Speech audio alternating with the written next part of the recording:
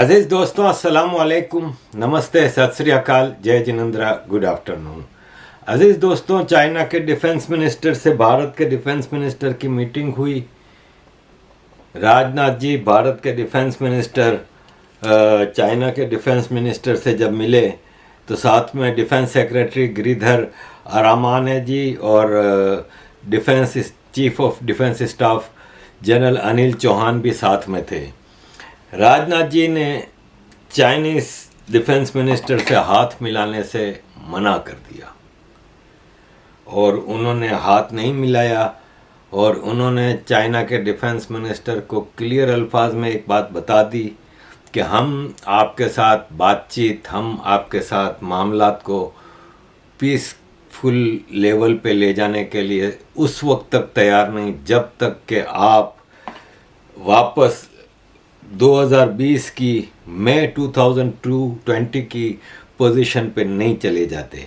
आपने जो गलवान पे हमला किया था इसके बाद सिचुएशन चेंज हुई है। आप अपने आप को उससे पहले वाली पोजीशन पे चले जाएं और डिसंगेजमेंट देपसंग और देमचौक रीजन में जो आपने अपनी फोर्सेस को रखा हुआ है वहाँ से फोर्सेस को हटाएंगे।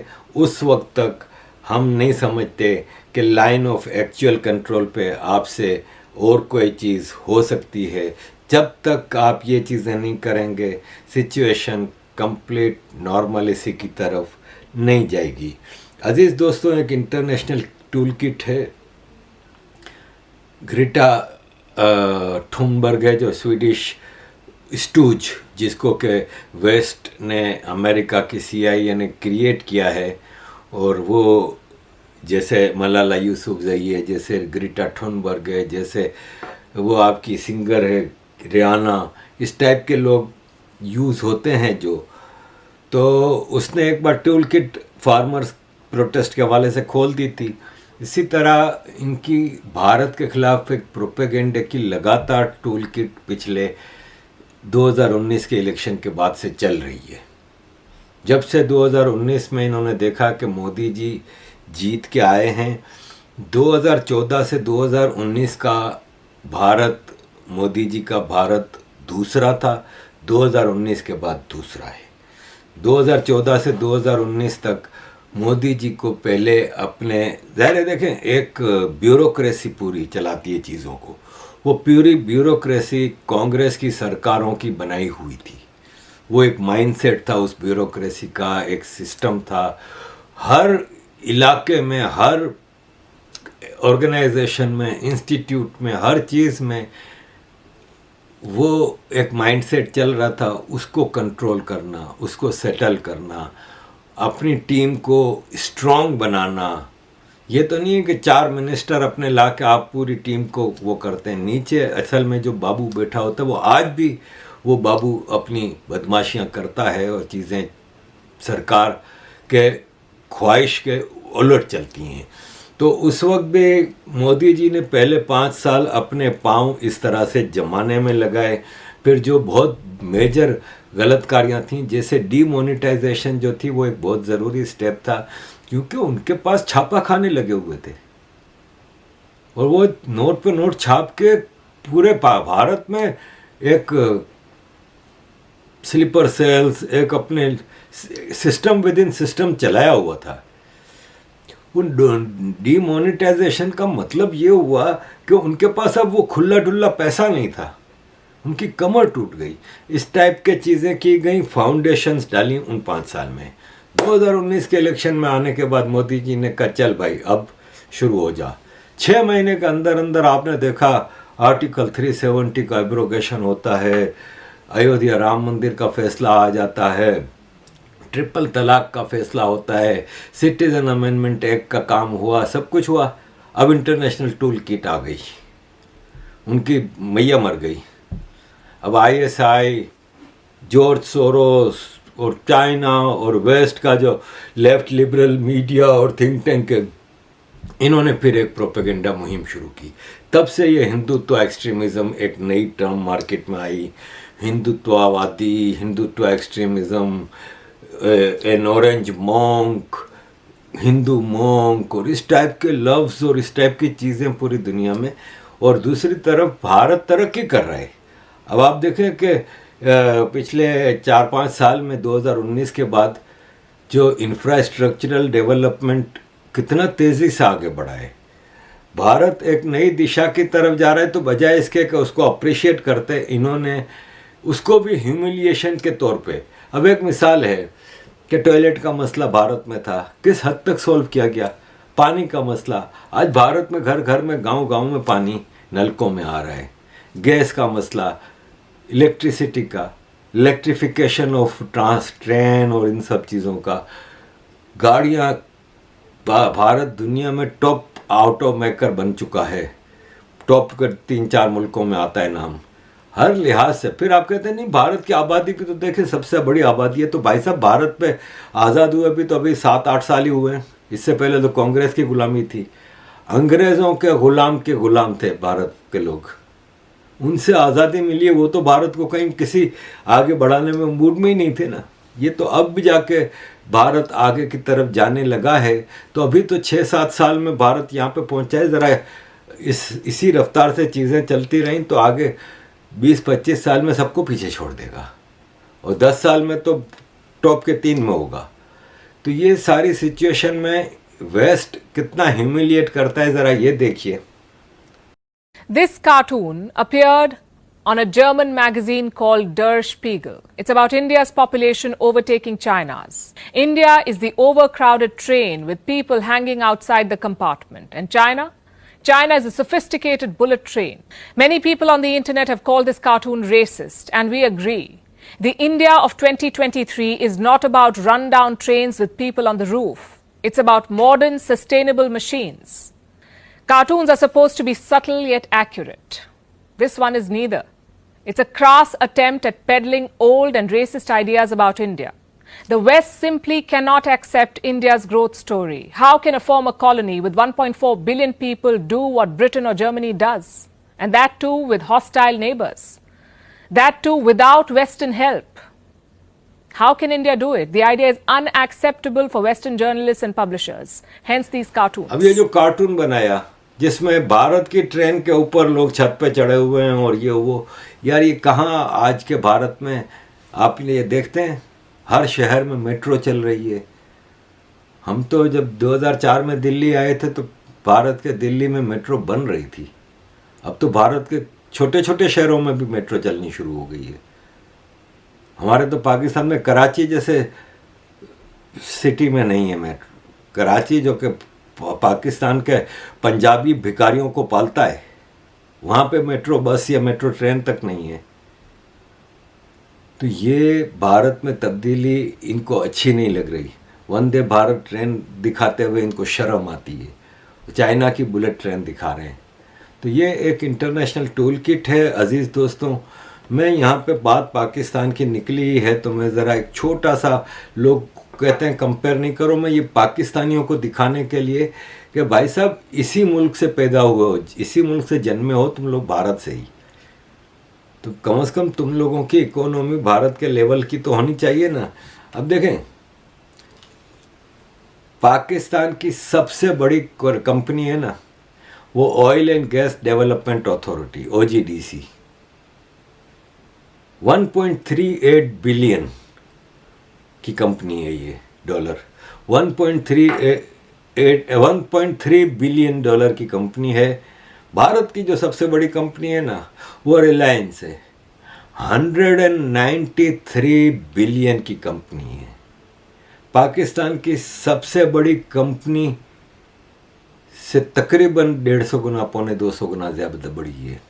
यानी आप यूँ समझ लें कि पाकिस्तान में सिर्फ ये एक OGDC है, यही 1.1 बिलियन से बड़ी है। बाकी दूसरे नंबर पर नेस्ले है जो 800 मिलियन की है, और नेस्ले एक्चुअली है भी पाकिस्तान की नहीं।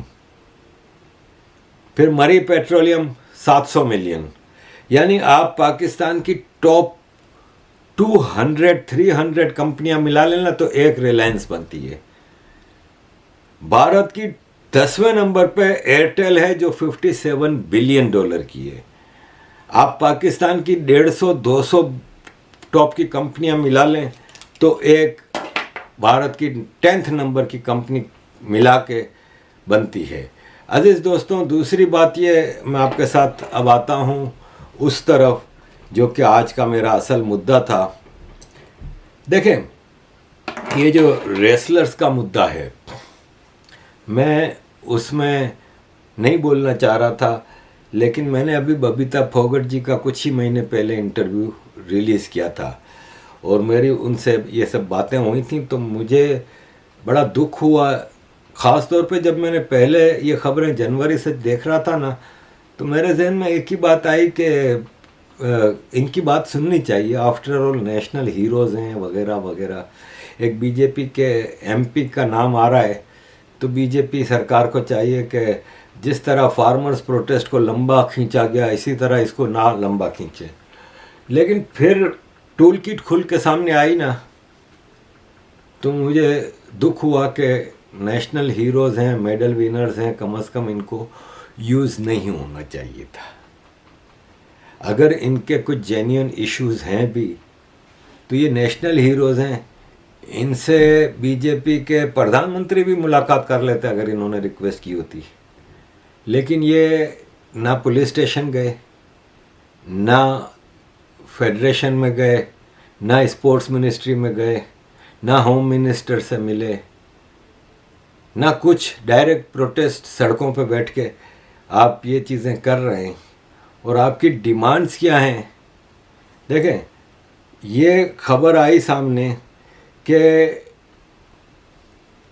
जो रेसलिंग फेडरेशन के चेयरमैन हैं बृजभूषण सिंह जी, उन्होंने ये कहा कि जो भी ओलंपिक और इंटरनेशनल टूर्नामेंट में रेसलर जाएगा, उसको डोमेस्टिक टूर्नामेंट भी खेलने होंगे। लॉजिक है ना भाई। आप ये बताएं कि मिस वर्ल्ड में जो लड़की जाती है, वो पहले इंडिया के कंपटीशन में से जीत के आगे बढ़ती है ना। लॉजिक है ना। तो आप ये अगर लोकल कंपटीशन नहीं खेलेंगे, तो आप डायरेक्ट क्यों, कैसे, किस बुनियाद पे आप डायरेक्ट इंटरनेशनल टूर्नामेंट्स की तरफ जाएंगे? तो ये जो पूनिया है और उसकी बीवी, इन्होंने कहा नहीं, हम तो नहीं डोमेस्टिक टूर्नामेंट में हिस्सा लेंगे, हम तो डायरेक्ट। और बहुत है तो ये है कि डोमेस्टिक टूर्नामेंट का जो विनर है वो हमसे लड़े, फिर अगर हम नहीं जीते हैं तो ठीक है, उनको भेज दें। डायरेक्ट क्यों भाई? टूर्नामेंट में हिस्सा लो, आगे आओ। इसी तरह आगे चीज़ें चलती हैं भाई। कोई भी एक मिसाल ले लें कि फुटबॉल है इंटरनेशनल लेवल पे, तो उनकी जो नेशनल टीम सेलेक्ट होती है, एक मिसाल है फ्रांस की जो नेशनल टीम सेलेक्ट होती है, तो फ्रांस के प्लेयर्स फ्रांस की क्लब क्रिकेट में हिस्सा लेते हैं ना भाई, तो जाके उनका सिलेक्शन होता है ना।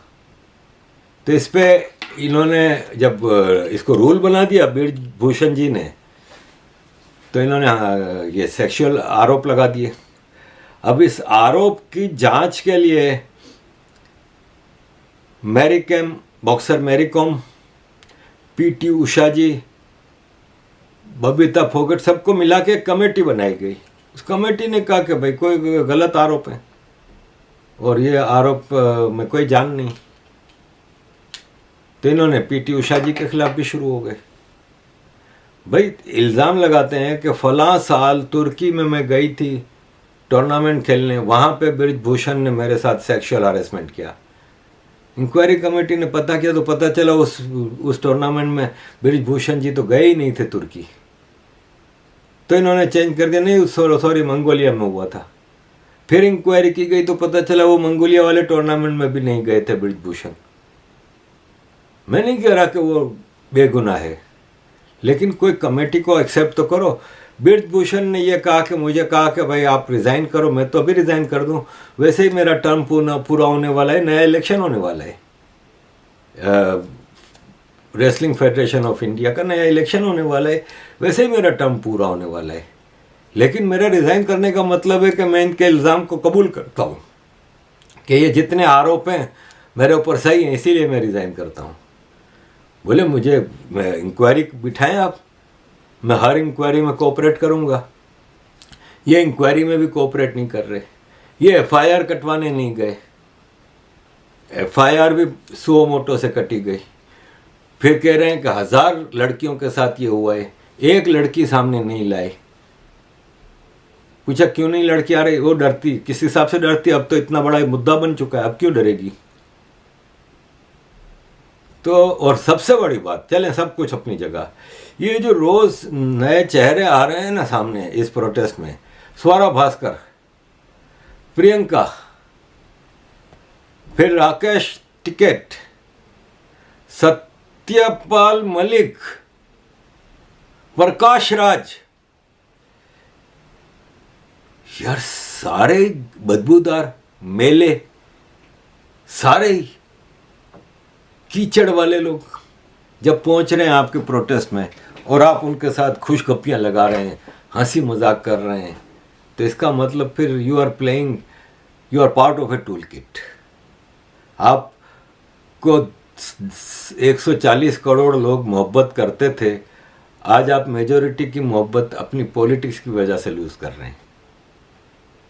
पूरा देश आपसे प्यार करता था, ये नहीं है कि आज बीजेपी की मोहब्बत में आपकी जो हरकतें हैं उससे। आपको प्रोटेस्ट करना है, प्रोटेस्ट करें, लेकिन आप इनको इजाजत ना देना, ये जो आके आपके प्रोटेस्ट को बदनाम कर रहे हैं। सत्यपाल मलिक, प्रकाश राज,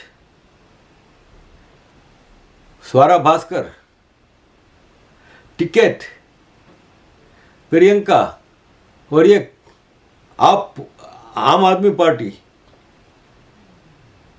ये लोग आपके साथ खड़े हैं, तो पॉलिटिसाइज ना करें भाई, तरीके से प्रोटेस्ट करें, पुलिस स्टेशन जाएं, एफआईआर कटवाएं, कमेटी के साथ बैठ के बात करें, इंक्वायरी पूरी होने दें, और फिर जो इंक्वायरी कमेटी का रिजल्ट आए उसको एक्सेप्ट भी करें, वरना तो साफ आपका मामला नज़र आ रहा है। तो अजीज़ दोस्तों, मोदी तेरी कब्र खुदेगी के नारे जब आपके प्रोटेस्ट में लगेंगे, तो मोदी जी का क्या कसूर है भाई इन सारे इश्यूज में कि मोदी जी की कब्र खोदने पे आप लगे हुए हैं। तो फिर यह है कि आप अपने कैरियर को दांव पे लगा रहे हैं। कुछ मूर्ख पॉलिटिशियंस की वजह से वो अपनी पॉलिटिक्स को ज़िंदा करना चाहते हैं, क्योंकि 2024 के इलेक्शन सर पे हैं। ये जायज़ तरीके से, ये शरीफाना तरीके से मोदी जी को हरा नहीं सकते, तो इस तरह की ये चीज़ें करते रहेंगे। एक इंटरनेशनल टूल किट है, आप उसका हिस्सा ना बनते तो बेहतर था, लेकिन चलें, अब ये आपका नसीब, आप इसका हिस्सा बनने जा रहे हैं। Most welcome. मोदी जी ने तो साफ कह दिया था, आप खुद सुन लें। कुछ लोग अगर ये मानते हो कि आगे देखा जाएगा, तो कम से कम वो मुझे पहचान ले।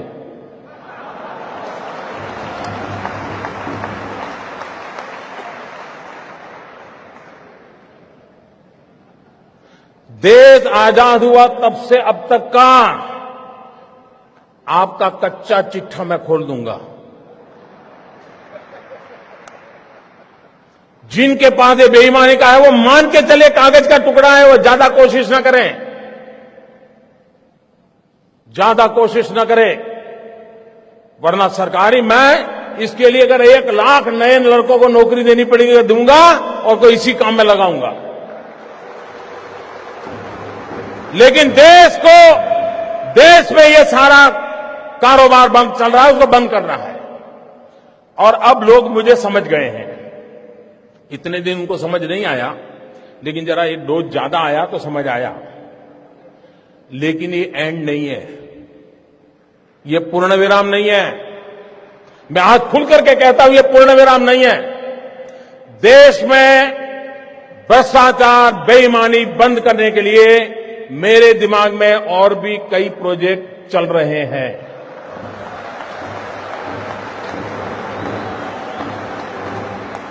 ये आने वाले हैं, ये ईमानदार लोगों के लिए मैं कर रहा हूं जी। देश के गरीब लोगों के लिए कर रहा हूं। मेहनत करके जिंदगी गुजार रहे हैं, उनको अपना घर मिले, उनके बच्चों को अच्छी शिक्षा मिले, उनके घर में बुजुर्गों को अच्छी दवाई मिले, इसके लिए मैं कर रहा हूं। मुझे गोवा वासियों के आशीर्वाद चाहिए। आप खड़े होकर के ताली बजा करके मुझे आशीर्वाद दे। देश देखेगा ईमानदार लोग। इस देश में ईमानदार लोगों की कमी नहीं है। इस देश में ईमानदार लोगों की कमी नहीं है। आइए ईमानदारी के इस काम में मेरा साथ दीजिए। शाबाश मेरे गोवा के प्यारे भाइयों बहनों, मैं आपका सर झुका करके नमन करता हूं। ये सिर्फ गोवा नहीं, ये हिंदुस्तान के हर ईमानदार की आवाज है। हिंदुस्तान के हर ईमानदार की आवाज है। भाइयों बहनों, मैं जानता हूं मैंने कैसे कैसी ताकतों से लड़ाई मोल ली है। मैं जानता हूं कैसे कैसे लोग मेरे खिलाफ हो जाएंगे। मैं जानता हूं 70 साल का उनका मैं लूट रहा हूं। मुझे जिंदा नहीं छोड़ेंगे, मुझे बर्बाद करके रहेंगे। उनको जो करना है। तो अजीज दोस्तों, दिस इज द सिचुएशन और आपके सामने मैंने ये सारी चीज़ें रखी। थैंक यू वेरी मच अजीज दोस्तों for all your support. Keep supporting.